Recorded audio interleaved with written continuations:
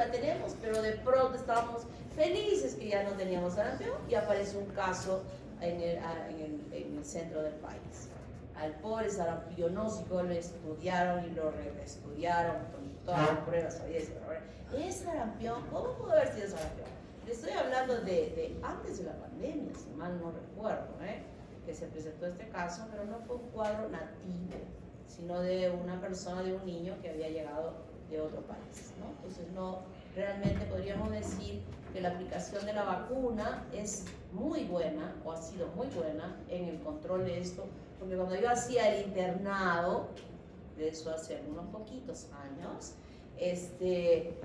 todos los días veía masivamente, oye niña Adriana, ¿qué haces con el celular en la oreja? Te voy a fusilar, ¿no? Te voy a quitar tu celular y me voy a quedar hasta fin de año. ¿Podrán sobrevivir sin su celular? Posible. Todos los días masivamente llegaban, sobre todo en el invierno, en otoño, los chiquitos llegaban y llegaban y llegaban y llegaban y llegaban, casos y casos y casos y casos. O sea, eso ya no se ve hoy en día por la aplicación de la vacuna. Entonces, la vía por donde ingresa este virus es la vía respiratoria, porque como parte del proceso, los chiquitos tosían. Había un poco de tos, no era una cosa terrible, pero esta era la forma de transmisión. Comprometía los ganglios linfáticos a través de las proteínas de fusión y hemaglutinina que se adhieren a los receptores CD46. En el cuadro clínico, luego de una etapa prodrómica que ya es común, fiebre, malestar, decaimiento, inapetencia, etcétera, etcétera, aparecía esta erupción, un exantema morbidiforme que cubría todo el cuerpo del niño de color rojito, ya vamos a ver una imagen, y que estamos viendo que hay muchos de estos virus que ocasionan estos exantemas. O sea que el exantema no es algo peculiar, pero había algo peculiar en este caso que nos ayudaba a hacer el diagnóstico, que era el enantema. Y el enantema es esta lesión que aparece aquí a nivel de la boca, más o menos a la altura de la segunda molar superior de ambos lados, que aparece como una lesión de una pequeña vesiculita enrojecida, y esa mancha de Koplik, que así se llama, era patognomónica o es patognomónica para hacer el diagnóstico de esta infección. Podía en los chicos, bueno, en los pequeños la evolución era benigna, o sea, el cuadro pasaba la fiebre, luego este exantema, que era rojo inicialmente, se iba tornando en los días siguientes un tono beige, como esta cartera, más o menos así, y luego se producía como una descamación de la piel, ¿no? Y ojo, no solamente era a nivel de la piel estos cambios de color, porque los ojos también se tornaban rojos, y en el proceso de la evolución ese ojo rojo se tornaba como que esos ojos medio sucios de la gente que trabaja en el campo, no han visto que no es blanquito, sino se ve medio sucio, exactamente igual se veía en estos niños, y en los días siguientes igualmente se exfoliaba ese epitelio y quedaba totalmente bien. Pero en los chicos que eran un poco más grandes, jóvenes de 17, 18, había la posibilidad de una complicación respiratoria, que casi era inmediata.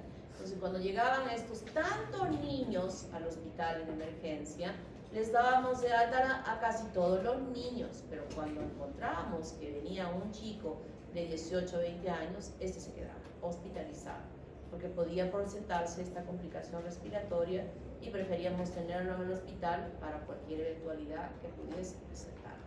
Pero también sabemos que no en casos generalizados, después de que se ha producido el proceso, habiéndose incluso parecido la recuperación, podría haber complicaciones un tanto tardías de una encefalitis aguda, o una encefalitis sarampiónica subaguda, o una parencefalitis eflorescente subaguda. Entonces aquí había que preguntar si es que esta persona, este niño, había tenido previamente un cuadro clínico de sarampión que pudiera estar apoyándonos en el diagnóstico de esta traducción clínica neurológica. Entonces aparecían como epidemias en el invierno y primavera, ya les he dicho que venían y venían y venían, no era un caso, al día yo podía ver con este cuadro 20, 30 niños en emergencia, cuando me tocaba la rotación en emergencia. Niños muy contagiosos en la fase prodrómica, el diagnóstico clínico con este exantema, el antecedente del hipodromos y fundamentalmente el enantema. Laboratorialmente podríamos confirmar, pero en aquella época vamos a confirmar. Pero a este que apareció después de tantos años, se le hizo todos los estudios posibles y finalmente se dijo que sí era sarampión confirmado por laboratorio. Tratamiento sintomático de sostén, de soporte. Y la aplicación de esta vacuna a los 8 meses de edad, una vacuna que nosotros ya hemos estado estudiando, ¿verdad? ¿Con quién va la vacuna? Con la peritonitis y la rubiola. Con la peritonitis y la rubiola. Y eso ha podido disminuir, casi retirar la presencia de estas patologías, tanto del sarampión, tanto de la rubiola, así como de la parotiditis, que es este rubulavirus. Este virus también ingresa por la vía respiratoria hasta que se disemina por todo el organismo,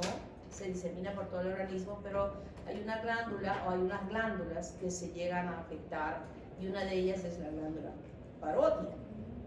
Y porque se afecta la parótida, no solo la parótida entre las glándulas salivales, sino también las sublinguales y las submaxilares también son afectadas. Pero parece ser que al mostrar mayor evidencia el crecimiento de la glándula parótida es que se ha denominado esta enfermedad con parotiditis, así se llama, parotiditis. Y no solamente, cuando digo sistemática, no solamente llega a estas glándulas salivales, sino también puede llegar a las gónadas, al sistema nervioso central, al páncreas, a las articulaciones, al pericardio, etc. E induce la aparición de estas inmunoglobulinas que, como ya hemos dicho, la mayoría de las enfermedades virales se controlan por la aparición de los anticuerpos y que hacen hasta acá nomás, no puedes parar y viene la curación con el retiro de todas ellas. La incubación de 12 a 26 días con esta etapa prodrómica común a todas, pero luego aparece esta tumefacción de las glándulas salivales que se ponen la piel se pone roja, caliente y sumamente dolorosa. Y el niño ya no quiere comer, que obviamente el hecho de la masticación va a hacer que le duele, no come, y más o menos tiene que transcurrir casi 2 semanas para que involucione el tamaño de estas glándulas que han sido afectadas. Lo peligroso son las complicaciones. Complicaciones, una de las más graves es la pancreatitis. Esta complicación de la pancreatitis que se puede producir en este caso es muy grave, bastante grave. La siguiente es la orquiepididimitis. Los testículos crecen y ese daño a ese nivel va a tener una repercusión fundamental, que es la esterilidad, ¿no? Esto lo hemos estudiado ya cuando hablábamos de biología, que una de las causas de esterilidad, bueno, ahora ya no tanto, pero antes, porque ahora ya ustedes, por ejemplo, ya no creo que haya riesgo de que ninguno de ustedes sea estéril por esta causa. ¿Por qué causa podrían ser ustedes estériles, chicos?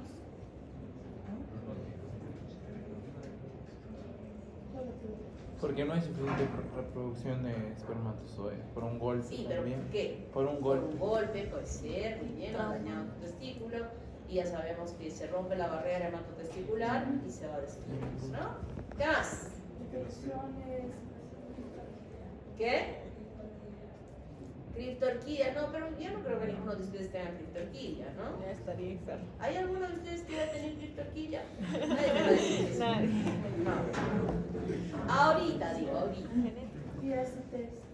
ISTs. Las ISTs, infecciones sexualmente transmisibles. De transmisión sexual. Ajá. Las infecciones de transmisión sexual, puede ser. Puede ser. Ahorita puede ser eso. ¿Qué más Por puede el ser? desequilibrio. Posiblemente por la exposición a los rayos X, no tenemos. Podría ser, por ejemplo, podría ser uno que escoge la rama de la radiología, pero tampoco, porque ¿te han tomado radiografía alguna vez? ¿Qué le pasa al radiólogo? ¿Qué hace que te está tomando? Principalmente tiene que ponerse Se pone un Chaleco de chaleco que pesa un montón y que no hay exposición. Además, ellos, no sé si ustedes se dan cuenta con la radiografía, tienen acá una cosita rojita, como estos que hablamos, un micrófono que lo tiene pegado acá en su bolsillo. ¿Se han dado cuenta? Ese aparatito que tienen ellos es un detector de radiación y ellos tienen que hacer medir ese detector en cuánto está la radiación. Inmediatamente alcanzan un nivel que no recuerdo cuánto es, dejan de trabajar un tiempo hasta que la radiación haya disminuido en su cuerpo. Entonces puede ser. Entonces, esto sí se produce en estos chicos que han tenido esta inflamación grave, que ha roto la barrera y que ha permitido que las células inflamatorias puedan dañar a esas células sexuales.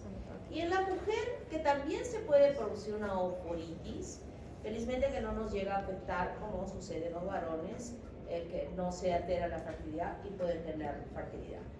Esta inflamación hace que los niños tienen que tener una atención especial. No pueden mascar, no pueden comer nada cítrico, porque el ácido hace que el musculito que está rodeando a la glándula comprima y entonces le duele terriblemente. ¿Qué comen ellos durante todo el tiempo? Yo a mi hija le dije, tienes que comer licuazo estofado. Guácala, qué horrible. A mí me dio asco y a ella peor. No quiero comer eso, porque era para que no mastique. Entonces dije, ya, te voy a dar helados. Helado desayuno, helado almuerzo, helado cena. Y estaba feliz con los helados todos los días. Y después que ya se curó, mamá, me sigue doliendo, creo que helado debo tomar. Eso es lo mejor que le damos a ese niño, porque es frío y también alivia un poco la inflamación, porque es tremendamente doloroso. Ya sé que ustedes no van a tener sobre este problema. Su familia Neomovilidae, y aquí está el género Neumovirus, que incluye el virus sincicial respiratorio. Este virus es muy importante. Puede llamarse sincicial respiratorio o virus respiratorio sincicial, no hay problema. Pero es un virus que lamentablemente no existe vacuna contra él. Puede ingresar por la vía respiratoria o por la nariz o por la faringe y compromete directamente, cuando ocasiona ya el daño importante, pulmones, afectando a desarrollar una bronquiolitis, que seguramente la doctora Nari ha explicado lo de la bronquiolitis. ¿Sí? Se ha dicho, ¿qué parte es esa que se infecta en la bronquiolitis? Del tracto respiratorio. Bronquiolo. El bronquiolo. ¿Qué características histológicas tiene el bronquiolo?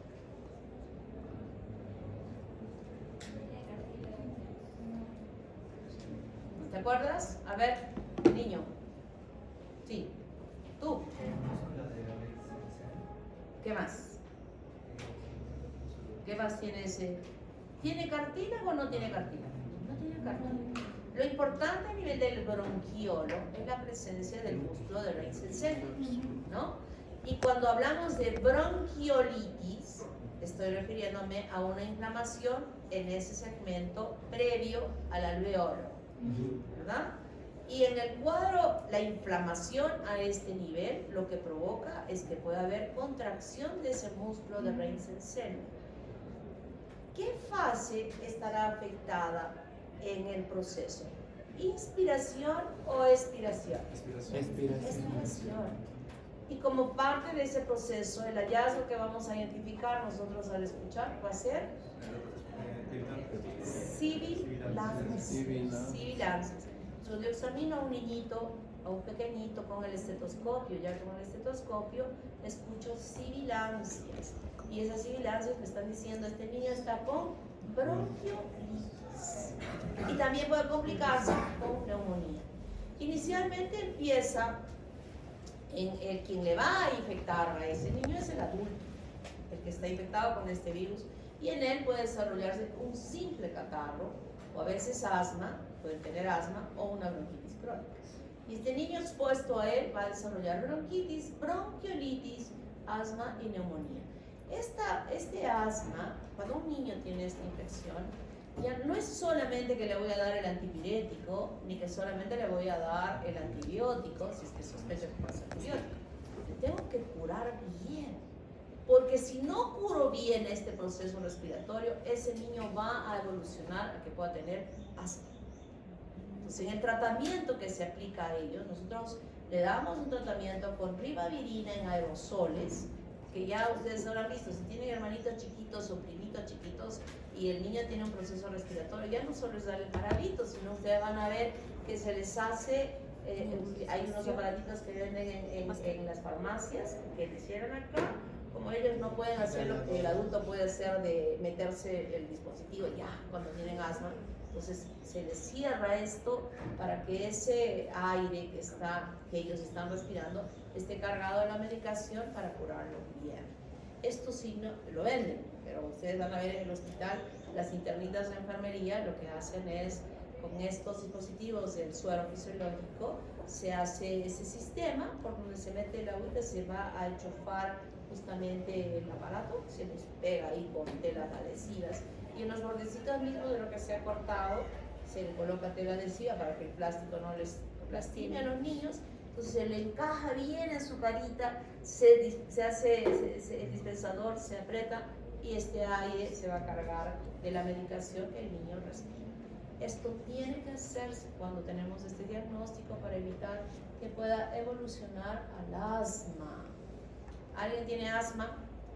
¿Ha tenido asma? Terrible, ¿verdad? Terrible. Felizmente que cuando ya van llegando a la pubertad, las hormonas hacen que cambie este proceso y ya quedan bien. Pero siempre con algunos riesgos cuando se enferman de algún problema respiratorio que puedan presentarse en el cuadro clínico. Pero ya más leve. Después de que las testosteronas y las hormonas se han elevado, como que algo ha hecho de que se pueda aliviar este cuadro clínico. Además, se ha podido encontrar en niños que han tenido muerte súbita la presencia de este virus. ¿Qué es la muerte súbita? Es un cuadro desgarrador, terrible, que se presenta y que daña tremendamente a los padres. Es aquel niñito que tiene un poquito de moquito, que ha sido acostado por su mamá en la camita, bien lo tapa bien, hasta le ha dado su panadolcito para que, por el pequeño moquito que tenía ahí, le ha dado, y se lo deja dormidito. La mamá también se va a dormir, la mamá despierta a las 5:30 de la mañana y dice, ay, por fin, hijito, ya duerme toda la noche, no me ha despertado para nada en la noche. Se acerca a la cama y encuentra a su bebé muerto. Terrible.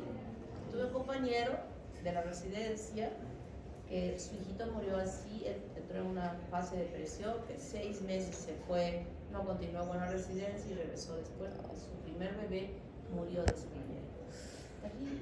O sea, ¿qué le pueden decir en ese momento a un papá que se le muera de esa manera? A veces cuando el bebé se enferma, como que ya uno va preparándose, pero cuando hay una muerte súbita de esa manera, es grave, ¿no? Y el virus, no quiero decir que sea el único como agente, hay otros casos también, pero este es el que con mayor incidencia se ha identificado en estos casos de muerte súbita. Diagnóstico, antecedente, cuadro clínico, laboratorialmente se puede identificar el virus y como dije, el tratamiento muy importante es con este antiviral de ribavirina que se aplica en aerosoles con el fin de aliviarlo en ese momento y con el fin de evitar que evolucione a ser asma posteriormente.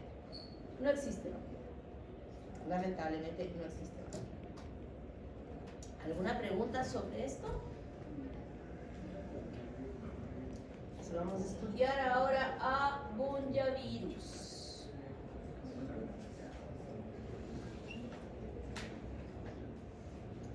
Es la familia Bunyaviridae que incluye un montón de virus de géneros muy importantes que se dan a lo largo de todo el mundo, pero nosotros vamos a enfocarnos en los que están presentes en nuestro medio. La estructura, miren, hay varios géneros, nos va a importar solo este hantavirus, y la estructura del virión tiene 3 segmentos de ARN, uno que es responsable de la síntesis de la ARN polimerasa dependiente, el segmento M, estas espículas para GP1 y GP2 que se acoplen a los receptores, y el segmento S que va a tener que ver, este que está aquí, con las proteínas de la nucleocasa. Esa es la estructura y la síntesis de la información en él. Es un virus que se va a sintetizar o formar a nivel del citoplasma. Existen muchos vectores y existen muchos reservorios para toda esta gama de esta familia, Flaviviridae, Bonjaviridae.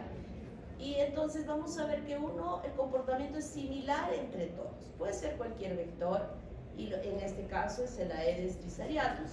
Lo que primero va a suceder, luego que se ha introducido el virus, es que infecte el endotelio de los vasos sanguíneos, donde se produce la primera replicación. Luego de esta primera replicación, estos virus van a ser fagocitados por macrófagos y monocitos, que luego los van a llevar ellos a todos los órganos del res. En este proceso de esta formación de este virus, van a actuar el interferón. Y en esta formación inicial, en estos órganos, los síntomas van a parecer a una influenza, con dolor muscular, cefalea, fiebre, etc. Luego que se ha producido una gran formación de estos virus a nivel de los órganos del res, estos van a través de una viremia, llegar ya, ahora sí, a aquellos órganos diana, donde definitivamente no solamente se van a formar en ellos, sino van a ocasionar un daño traducido en los cuadros clínicos asociados a esta infección. Las características comunes, como dije, se encuentran en diversos reservorios, roedores pequeños, conejos salvajes, ardillas, primates, mono perezoso, ardilla voladora, estos como animales salvajes. Pero luego estos también pueden estar transmitiendo la infección a animales domésticos como caballos, aves, roedores, ovejas, ganado bovino. O sea que el reservorio es amplio para la presencia de estos virus. Y participan muchos vectores. Aedes trisariatus, dipteros del género Pulicoides, Pulicoides paraensis, garrapatas, el género Hyaloma tic, el género Hyaloma madinatum, mosca de arena, hematófilos. ¿Qué enfermedades? Cuando he dicho y he mostrado, este virus luego llega a sus órganos diana: cerebro, sistema nervioso, pulmón, hemorragia, hígado, riñón. Entonces estos son los órganos afectados de quienes se va a poder traducir la sintomatología. Cuando dije nos interesa solo el género Hantavirus, sin embargo dentro de él, miren cuántos virus hay, que están en diversos lugares, que tienen muchos reservorios, que desarrollan síndrome pulmonar por hantavirus o síndrome pulmonar por hantavirus y fiebre hemorrágica con síndrome renal, que este es un cuadro más grave. Y sigue la lista, más virus, pero a todos ellos nos interesa el virus Río Mamori, que se ha identificado dentro de esta familia, de este género de los hantavirus, el Río Mamori, que produce el síndrome pulmonar, y el reservorio que también se comporta como vector es el Oligorhizomis microtis, que es el nombre científico, y que se ubican en Bolivia y en el Perú. Y además sumamos que le voy a pintar con rojo, COUL, y que produce el síndrome de la fiebre hemorrágica con síndrome renal, y el reservorio es el Ratus norvegicus, y es el distribución, que también se ha encontrado en nuestro país. Entonces, este género hantavirus, los roedores son reservorios y también son vectores. En la epidemiología sabemos que se ubican a nivel selvático, fundamentalmente los casos que tenemos reportados son de la selva del Perú, de Iquitos, de Loreto y algunos caseríos de ellos. Y el ratoncito es el Oligorhizomis longigatatus o ratón colilargo, porque tiene la cola súper larga. Y la transmisión se va a deber a que este ratoncito, que se mete por todo lado, se mete a las casas, micciona, y en su orín va a estar el virus. Hace de pupú y en sus heces va a estar el virus. En su saliva va a estar el virus. Entonces, todas aquellas áreas donde el ratón va a dejar contaminado con todas estas excretas, y su orina y la salida, etcétera, va a estar siendo depositado también el virus. Y esa es la forma como las personas adquieren la infección al estar en contacto con ella, ya sea por inhalación a través de aerosoles de esta superficie donde se encuentre el virus, o ya sea por contacto directo con las secreciones de las secretas, o ya sea incluso por y puede por aerosol o por manipulación también llegar el virus a la cobertura. Estos roedores contaminan el ambiente en otoño y primavera, que son, digamos, una etapa siguiente a la formación de la reproducción de estos animalitos y que se encuentran en todas las áreas. Entonces, en el cuadro clínico, los más importantes son el síndrome pulmonar, que ha podido ingresar el virus por cualquiera de estos mecanismos que hemos dicho, por aerosoles. Y dependiendo del inóculo, puede durar el tiempo de incubación hasta 45 días. Luego viene la fase prodrómica, puede durar hasta una semana, donde ya es común muchas de estas características: fiebre, dolores musculares, escalofríos, náuseas, vómitos, cefalea, diarreas, mal estado general y esto. Tos progresiva. Estamos hablando de un síndrome pulmonar y aquí se empieza a iniciar la tos, que progresivamente se va a intensificar. Pero cuando ya evoluciona el cuadro de estado, o sea, el cuadro de manifestación grave, va a haber complicaciones cardiorrespiratorias, disnea, edema pulmonar.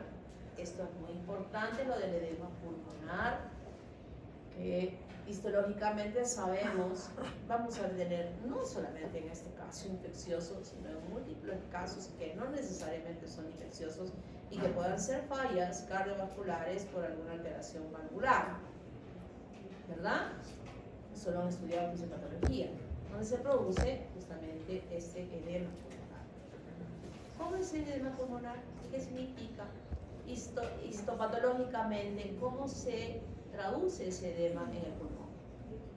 Acumulación de líquido. Por causa cardiogénica, estamos indicando que hay un aumento de presión. Y justamente ese aumento de presión va a hacer que se aumente la presión hidrostática, por lo tanto va a haber un exudado. Y justamente el líquido de la sangre va a pasar al intersticio, que en este caso del hígado, y justamente se le da pulmón. Entonces, ¿qué más debe haber? ¿Solo líquido? También proteínas también. ¿Qué más? Plasma. ¿Qué más? Proteínas, plasma y... sí, lo que todos. Y lóbulos rojos. No masivamente, pero sí va a pasar lóbulos rojos. Y esos lóbulos rojos que pasan, justamente nos dan una demostración en el esputo que sea cero sanguíneo. No estoy hablando, ojo, de hemoptisis. ¿Hemoptisis? ¿Cómo era hemoptisis? ¿Cómo era la hemoptisis? ¿Qué característica tiene la hemoptisis? Rutilante. Sangre roja rutilante, pura sangre. Cuando un vaso se ha roto y está vertiendo su contenido de sangre hacia el alveolo y que sigue y continúa por todas las ramificaciones hasta que se ha cruzado hacia el interior. Cuando hablo de edema pulmonar es otra cosa. Simplemente es la salida del líquido del capilar, alveolo, capilar, alveolo, ¿verdad? Entre estos dos alveolos está el capilar. Y de este capilar, porque en este caso, por el proceso inflamatorio que está sucediendo a ese nivel, está saliendo líquido del capilar hacia la luz de los alveolos, y no solo líquido, sino además glóbulos rojos. Y cuando nosotros tenemos un paciente que está tosiendo, que en esa expectoración estemos viendo cero sanguinolento, no estoy viendo sangre roja rutilante, estoy viendo un esputo como un licuado de fresas donde he puesto 3 litros de agua y un puñado de fresas, esos que a veces nos sirven en algunos lugares, ¿no? Me parece así medio rosadito, que ni siquiera sabe a fresas, ¿no? Tan rica que es el jugo de fresas, con está todo rojito y se siente el acidito, pero ese no es el que les habían podido servir en el... ¿Dónde les habían podido servir esto?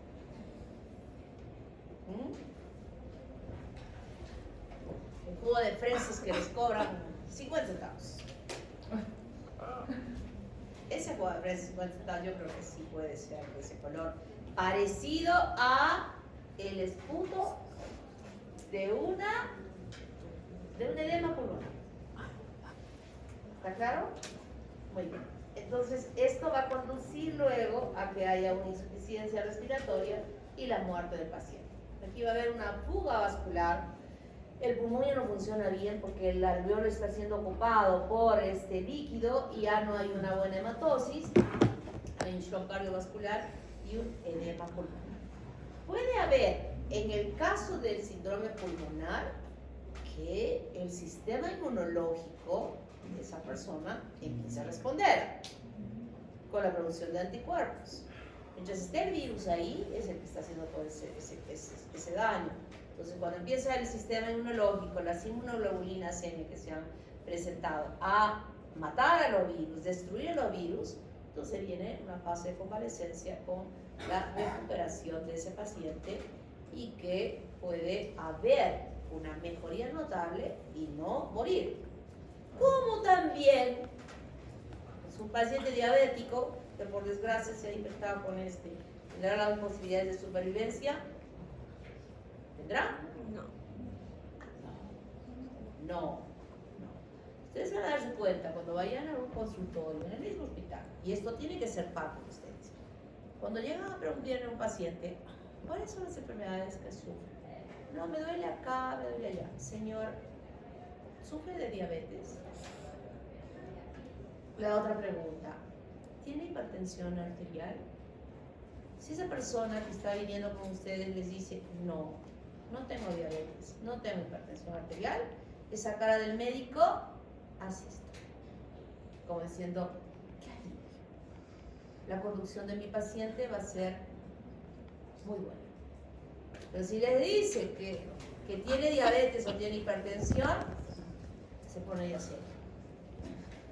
Se pone serio porque sabe ese médico que estas dos benditas enfermedades son causas de que la evolución de mi paciente no van a ser satisfactorias. ¿Está claro? Entonces, ¿qué debemos hacer? ¿Las dos enfermedades se pueden prevenir? Sí. ¿Cómo prevenimos la hipertensión? Evitando cuadros de estrés. ¿Qué más? La alimentación baja en sodio. ¿Qué más? ¿Qué es lo más importante para la hipertensión? En el 99% que no se dé. Tirano. ¿Qué? Que no te escucho. Que no se dé. ¿Qué podría ser para que no se dé la hipertensión? Ejercicio. Tener una dieta. Ejercicio. Bajar el estrés. Que no coma sal. Evitar consumo de alcohol. Pobrecito de todos los borrachos que ya van de la hipertensión.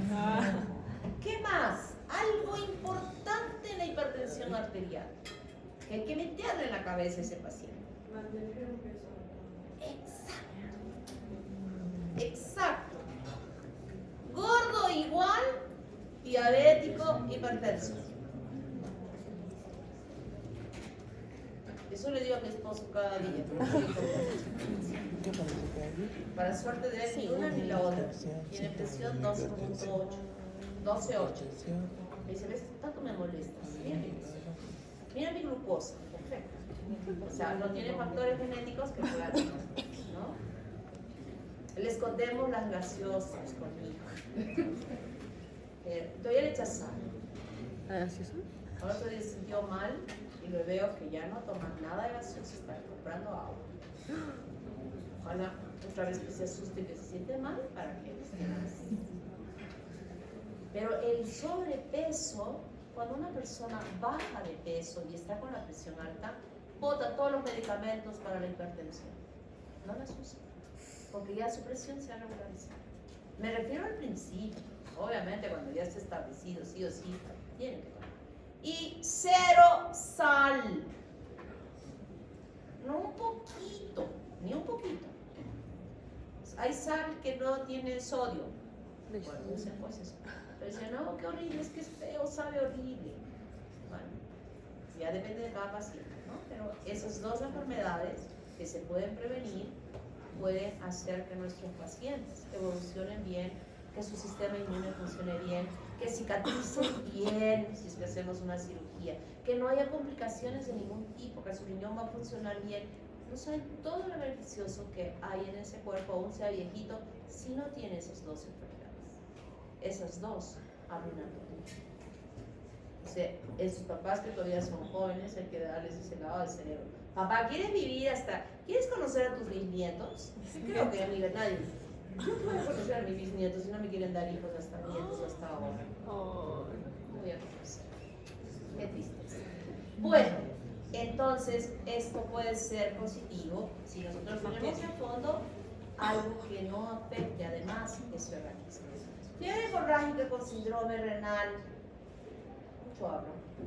Esto es grave, ¿no? Se tiene toda la primera fase del síndrome pulmonar, pero además se suma un daño a nivel hepático que va a traducirse en la no producción de estas proteínas de la coagulación y va a haber hemorragia, y hay un daño renal con un daño que destruye los túbulos renales que van a traducirse en una insuficiencia renal aguda y por el daño hepático hemorragias con un edema retroperitoneal, falla hepática renal, shock cardiovascular y muerte. Aquí sí la fase de convalescencia no es tan, diríamos, en porcentaje va a ser mayor la muerte cuando se produce además esta complicación. Además de estos países, debo haber puesto Perú, no sé por qué no lo puse, porque tenemos casos en Perú que hasta hace algunos años no lo veíamos a pero vemos que ya hay 6 y esto hasta el 2020, no he encontrado algo que se actualice de esos datos, que tal vez haya a encontrarse algo más, ¿no? Gente joven, más mujeres que varones en Iquitos, y estas localidades corresponden a áreas de Iquitos, o sea, son localizaciones de Iquitos, con diferentes ocupaciones, guías, profesor, agricultora, ama de casa, enfermera, ama de casa, y las formas clínicas fueron síndrome pulmonar, fiebre hemorrágica con síndrome pulmonar, en el caso de esta mujer de 33 años, los demás fueron síndromes pulmonares. ¿Cómo fue el desenlace? Aún con síndrome pulmonar murió, sí que era más grave también murió, fue dado de alta, murió y también fue dado de alta. Los métodos diagnósticos que se usaron pudieron definir bien, confirmaron que estaban con este virus, pero cuando se hizo la secuenciación genética no eran los mismos. En el primer y segundo caso, C o UL, y en estos casos Río Mamore, y en estos dos últimos no se pudo determinar.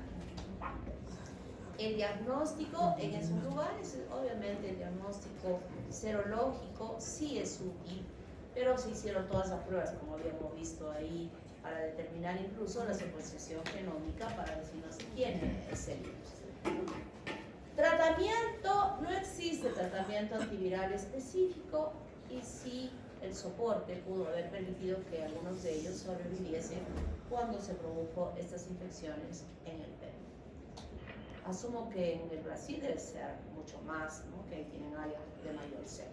Prevención muy difícil. Cuando hablamos de estos animalitos que son, los ratoncitos se meten por cualquier lado y pueden estar infectados, es muy difícil poder controlar, pero se tiene que hacer lo más posible para evitar esta infección con el desarrollo de esta enfermedad que es muy grave.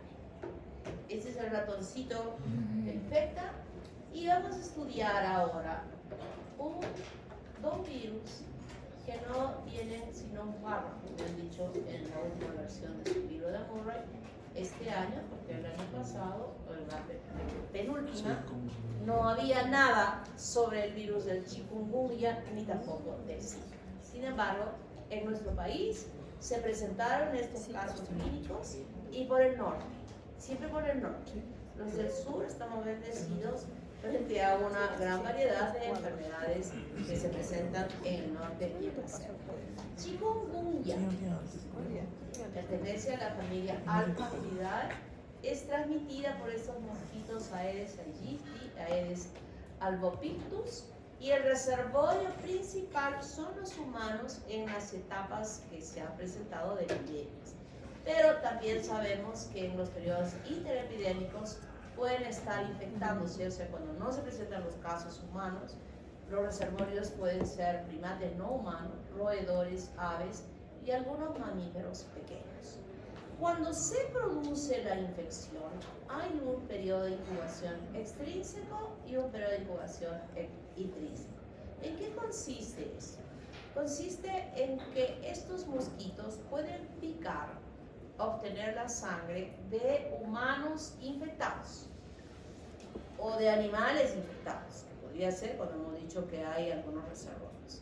Luego que se ha producido esto, durante 10 días hay un tiempo que incuban en ese mosquito, hasta 10 días. O sea, el virus se encuentra dentro del mosquito. Luego que pasa este periodo de tiempo, este mosquito transmite, pica a un humano que está sano, le vuelve a picar y en él se produce esta incubación intrínseca. O sea, cuando se produce la incubación dentro del humano llamamos intrínseca y cuando se produce dentro del mosquito extrínseca. Entonces esta persona en quien se ha producido la incubación, que es un tiempo variable, se producen luego los síntomas prodrómicos y el cuadro ya de estado con toda la sintomatología clara. Y ahora, este humano en quien se está desarrollando la enfermedad después de este tiempo de incubación, que puede durar a veces hasta 20 días, es el reservorio para que un mosquito vuelva a picar aquí, como estaría llegando aquí, se produce el periodo de incubación extrínseca y nuevamente sigue ese ciclo biológico de la transmisión de la infección. Entonces eso es lo que sucede entre explicando aquí ese periodo de incubación extrínseca y de incubación intrínseca. El cuadro clínico que se presenta cuando se produce ya el piquete del mosquito en esta persona sana va a tener este tiempo de incubación que habíamos visto hasta 20 días y de pronto viene un proceso febril de inicio súbito, que sube la temperatura y paralelamente a esa suba de temperatura empieza a presentar dolores articulares distales, mano, muñecas, dedos, pie, tobillos y empieza el paciente a presentar este dolor que muchas veces, si es que no se conoce bien el cuadro y el antecedente, etcétera, etcétera, puede confundir con este cuadro de artritis reumatoidea, ¿no? La artritis reumatoidea inicialmente viene con dolores en los dedos, en las muñecas, etcétera. Pero cuando nosotros conocemos que esté en un área epidémica, entonces podríamos no confundirnos. Y ocasionalmente puede aparecer un exantema en la superficie del cuerpo. Las formas más graves, con mayor dolor, etcétera, etcétera, se va a dar en las personas mayores de 65 años o en aquellas personas que subyacentemente tengan alguna enfermedad. Puede haber una posible transmisión de la madre al niño, una transmisión vertical, si es que la mamá se infecta con este virus. Incluso puede transmitirse casi al final de la gestación o previo al parto. Pero lo que se ha reportado y lo que se ha podido observar es que cuando esto sucede no hay ninguna implicancia en el desarrollo de malformaciones congénitas en ese producto. Chikungunya no produce malformaciones congénitas en el producto si es que ha habido una transmisión vertical de una madre infectada a su producto. ¿Está claro? Chikungunya no. Lo que sí se ha podido observar que es que en aquellas personas que han tenido, no en todas, ha podido quedar incluso como secuela este dolor articular en las personas, como un reumatismo que puede durar meses e incluso años, ¿no? Pero acá hay que hacer bien el diagnóstico. ¿Es realmente una consecuencia de este cuadro o es que el paciente tiene una artritis reumatoidea? Los tratamientos van a ser diferentes. Los tratamientos en artritis reumatoidea son de todos los tipos, hasta tratamientos biológicos, que se emplean para aliviar este dolor, pero en este caso las terapias serán simplemente sintomáticas para ese dolor que presentan estas personas. Diagnóstico clínico muy importante, pero en todos los casos que se han presentado en el Perú, el diagnóstico ha sido corroborado laboratorialmente. Empezaron a presentarse tantos casos que se proveyó de materiales, de equipos y de reactivos a todos los lugares donde se estuvo presentando grandes casos, incluso se les hizo capacitaciones, etcétera, etcétera, al personal de laboratorio, para tener una certeza real de que se estaba frente a un cuadro de chikungunya, fundamentalmente para ver la parte epidemiológica de cómo manejar esta situación. Siempre que se presentan estos casos así, hay un apoyo laboratorial que nos pueda ayudar a tener mayores confirmaciones y mejor manejo que se pudiera dar. El manejo antipiréticos, analgésicos, líquidos, ¿no? Y las personas que estaban picadas tenían que estar súper aisladas con los mosquiteros. Y aquí sí tenemos que reforzar lo que he conversado y hablado ya con ustedes en relación al dengue, en la forma como es que se produce esto. La transmisión es un mosquito. El mosquito pone sus huevos en agua limpia.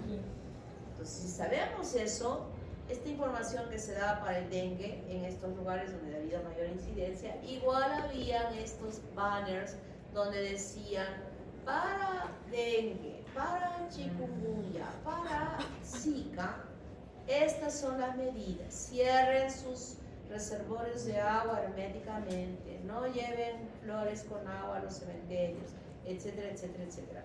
Ellos en el norte y en estas áreas han tenido tanta, se han saturado de esa información, televisión, radio, papelotes por todo lado, que ya si no les entraba por acá, les iba a entrar por acá. Y creo que les entró. Y les entró bien porque eso ha podido hacer de que la incidencia de la presentación de lo que estaba así empezó a cambiar. O sea, yo creo que la única forma, no es que haya desaparecido el virus porque este país ya no me gusta, esta zona no me gusta, ha sido evitar la proliferación de estos mosquitos que eran quienes transmitían la infección. Chikungunya en el Perú hasta el 2025, miren, 2020, 130 casos, 2021, 412, 2022, 862. En estas áreas no solamente estaba el COVID haciendo fechorías, sino también el dengue, como habíamos visto en algunas áreas, y chikungunya también. 2025, semana 1, no hay ningún caso reportado de él. Hubieron defunciones en el 2023, en el 2021 13, en el 2022 1, en el 2023 9, en el 2024 2. Este reporte es primera semana del 2025. O sea, no sabemos lo que esté pasando todavía en estas épocas. Claro que no estaría como porque si estuviéramos viendo como esto, probablemente ya la radio y la televisión nos estarían informando. ¿Qué lugares? Tumbes, San Martín, Piura, Amazonas, Pasto, Madre de Dios, ¿no? Cómo se iban presentando los números de casos a lo largo, pero siempre con este descenso que se ha podido dar y que en el 2025 hasta ahora no tenemos ningún solo caso. Zika, el otro virus, que también ha estado por Piura y todo ese norte, Sodoma y Gomorra, debe ser, ¿no? Aquí en el sur la gente es bien tranquilita, ya parece que no. El virus del Zika, el género Flavivirus, el mosquito es el Aedes, que habitualmente pica durante el día y sobre todo el amanecer, el atardecer y el anochecer. El reservorio en este caso no es conocido. Por ahora solo sería el hombre, pero de otros que deben haber, porque ¿dónde están en estas etapas entre las epidemias? Tiene que haber algún lugar, pero todavía no se ha podido identificar. Aquí muchas personas no manifiestan ningún síntoma o pueden tener síntomas leves, pero hay otros que sí, que puedan durar más tiempo y que esa sintomatología se parece mucho a chikungunya, porque tienen fiebre, tienen ras y tienen dolores en las articulaciones, como el chikungunya, O también puede haber mialgias y cefalea. En las mujeres gestantes desarrollan un cuadro clínico un poco más grave y en ellos sí, o en ellas sí, aquellas mujeres gestantes que se han infectado con Zika, sí se ha presentado una alta incidencia de que estos niños nazcan con microcefalia o que puedan tener algunas malformaciones congénitas. Zika sí, chikungunya no. ¿Puede pasar el virus en el chikungunya de la madre al niño? Sí, pero no hay efectos de malformación. En cambio, en este caso, sí va a haber malformaciones y esto es lo que más se ha visto. Microcefalia. Esto es lo que más se ha visto. También puede haber complicaciones neurológicas o comunitarias y el síndrome de Guillain-Barré, ya lo hemos estudiado, ya conocemos, se ha podido ver en varios casos que han presentado este cuadro, esta característica.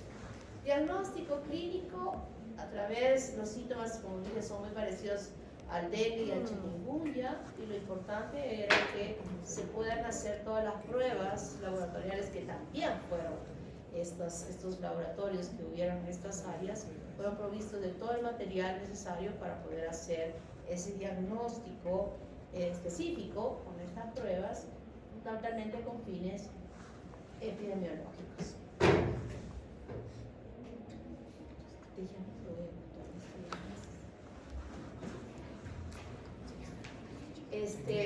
No existe vacuna, tampoco existe vacuna para el chikungunya, por si acaso, y el tratamiento es reposo, analgésicos y mucho líquido. La prevención va a estar siempre aquel que esté infectado cerrado con el mosquitero, para que no sea un poco infeccioso, para que pueda permitirse la infección. Y sobre todo, como dije al principio, es guardar ese reservorio de agua, evitar que los mosquitos proliferen. Eso es lo importante. Esa es la mejor forma de prevenir, es evitar que los mosquitos proliferen. Zika en el Perú, 2020, 2021 fue bajando. En el 2022 hubo un caso de fusión. 24 hay casitos por acá. 2025 no hay ninguna referencia todavía, pero puede ser que haya. ¿Dónde están? Algo pasa por ahí. Algo pasa. Esos son los casos. Bueno, niños, entonces hasta acá